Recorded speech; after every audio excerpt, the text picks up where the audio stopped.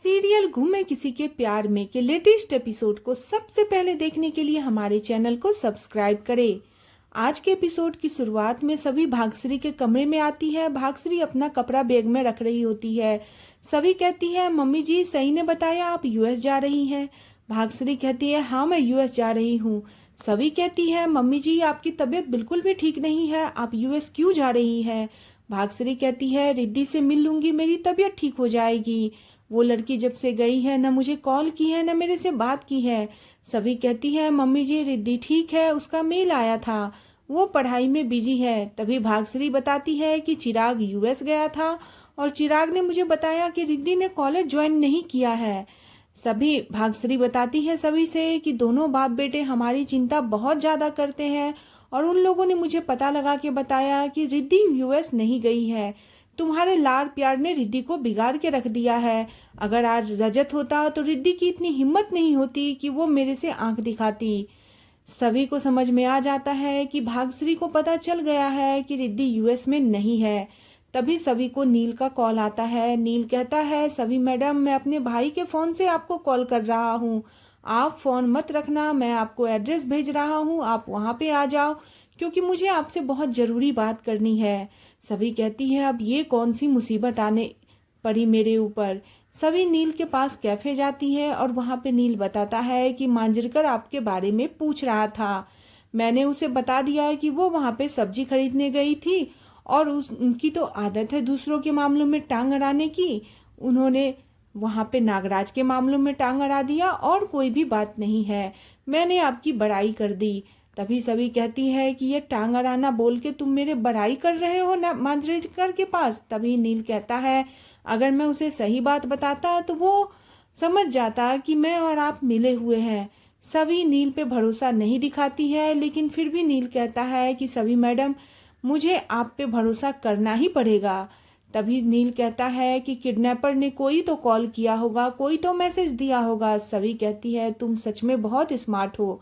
नील कहता है, आप जितना सोचती है मैं उससे कहीं ज़्यादा स्मार्ट हूँ। तभी सभी बताती है कि ये वीडियो उसने भेजा है और मुझे मैसेज किया है कि जल्दी से मेरा काम करो फिर मैं रिद्धि को छोड़ दूंगा। नील वो वीडियो देखता है, उसे कुछ सुनाई नहीं देता। तभी वो सभी को कहता है कि हम लोग यहाँ से बाहर जाके देखते हैं, तभी इसका बैकग्राउंड कुछ सुनाई देगा, यहाँ पे शोर शराबा में कुछ सुनाई नहीं दे रहा है। नील और सभी दोनों गाड़ी में जाते हैं और दोनों गाड़ी में वहाँ पे वीडियो को गौर से सुनते हैं। तभी नील को पता चलता है कि वीडियो के पीछे के बैकग्राउंड में कोई भजन मंडली चल रहा है। तभी ये लोग सोचते हैं कि सामने एकादशी आ रही है और ये जो भजन मंडली है ये भजन मंडली विट्ठल बाबा की भजन मंडली है। नील को समझ में आ जाता है और उसके बाद नील और सभी मिलके सारी बातें क्लियर करते हैं कि ये किसी हाईवे का है और किसी हाईवे के घर का है। तभी नील वहाँ पे यश को कॉल करके यश से मदद मांगता है और पता चल जाता है कि ये विट्ठल बाबा की जो भजन मंडली है ये अभी किधर से गुजर रही है। नील और सभी दोनों वहाँ पे पहुँचते हैं और वहाँ पे उन लोगों से सभी हेल्प मांगती है। भजन मंडली में जाके सभी वहाँ पे प्रणाम करती है ताई को, तो वो आशीर्वाद देती है कि तुम्हारी जोड़ी सदा सलामत रहे। तभी नील और सभी दोनों कहते हैं कि हम दोनों पति पत्नी नहीं हैं, हम दोनों बस साथ में काम कर रहे हैं। तभी सभी अपनी नंद रिद्धि की फोटो दिखाती है और उन लोगों से हेल्प मांगती है। कहती है, मुझे आप लोगों की हेल्प की ज़रूरत है और सारी बात वहाँ जाके बताती है।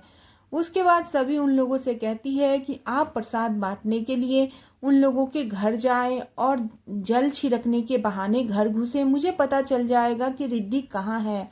प्लीज़ आप लोग मेरी हेल्प कीजिए। सभी और नील दोनों रिक्वेस्ट करते हैं, वो लोग मान जाते हैं। सभी और नील एक दुकान के पास खड़े होते हैं और बाकी लोग घर जा जा के प्रसाद बांटते हैं और जल छिड़कते हैं। तभी वहाँ से पता चलता है कि यहाँ पे एक घर है जो बंद है। वहाँ पे वो लोग मार्क का निशान लगा के चले आते हैं। सभी और नील जो होते हैं दोनों यहाँ साथ में पानी पीते हैं। सभी के चेहरे पे धूप आ रहा होता है तो नील छाता लेके आता है। दोनों एक दूसरे की फिक्र करते दिखाई देते हैं। दूसरी ओर मारुति रिद्धि आपस में कुछ बात कर रहे होते हैं और मारुति उसे बाहर का खाना लाके खाने के लिए दिया रहता है। तभी रिद्धि मारुति से पूछती है, अगर मेरी भाभी तुम्हारा काम नहीं की तो तुम मेरे साथ क्या करोगे। मारुति बहुत ही प्यार भरे शब्दों में कहता है कि मैं तुम्हें अपने पास ही रख लूँगा, इस तरीके से किडनैप करके नहीं रखूँगा, बल्कि मैं अच्छे से रखूँगा। मारुति के हाव भाव को देख के रिद्धि को समझ में आ जाता है। मारुति के हाव भाव को देख के लग जाता है कि मारुति अब रिद्धि को चाहने लगा है। दूसरी ओर सवी और नील दुकान में खड़े होते हैं। तभी वहाँ विठल मंडली के ग्रुप के लोग आते हैं और वो बताते हैं कि मैंने हर जगह देखा, लेकिन सिर्फ एक जगह है जो रूम बंद है। नील और सभी ये बातें सुन के चौंक जाते हैं। दूसरी ओर रिद्धि को मौका मिलता है और वो कॉल करती है सभी को और बताती है कि इन लोगों ने मुझे कैद करके रखा है। सभी रिद्धि को सांत्वना देती है और रिद्धि से लोकेशन भेजने के लिए कहती है, लेकिन तभी मारुति वहां आ जाता है और रिद्धि फोन कट कर देती है। नील पूछता है कि रिद्धि ने क्या कहा। तभी सभी बताती है शायद रिद्धि के पास कोई आ गया, इसीलिए उसने फोन कट कर दिया। दूसरी ओर मारुति आता है। रिद्धि पूरा पसीना पसीना हो गई होती है। मारुति उससे पूछता है कि तुम्हें क्या हुआ, तुम इस तरीके से क्यों रिएक्ट कर रही हो। इधर नील और सभी आपस में बात करते हैं और सोचने समझने की कोशिश करते हैं कि आखिर किडनैपर ने रिद्धि को कहाँ रखा होगा। सभी वहां पे कहती है कि मैं जा रही हूँ, किडनैपर जरूर कहीं यही आसपास है। नील कहता है मैं भी आपके साथ जाऊंगा। तभी सभी साफ मना कर देती है, कहती है आपकी माँ पहले भी आके तमाशा कर चुकी है, अब मैं नहीं चाहती कि वो बार बार यहाँ आके तमाशा करे।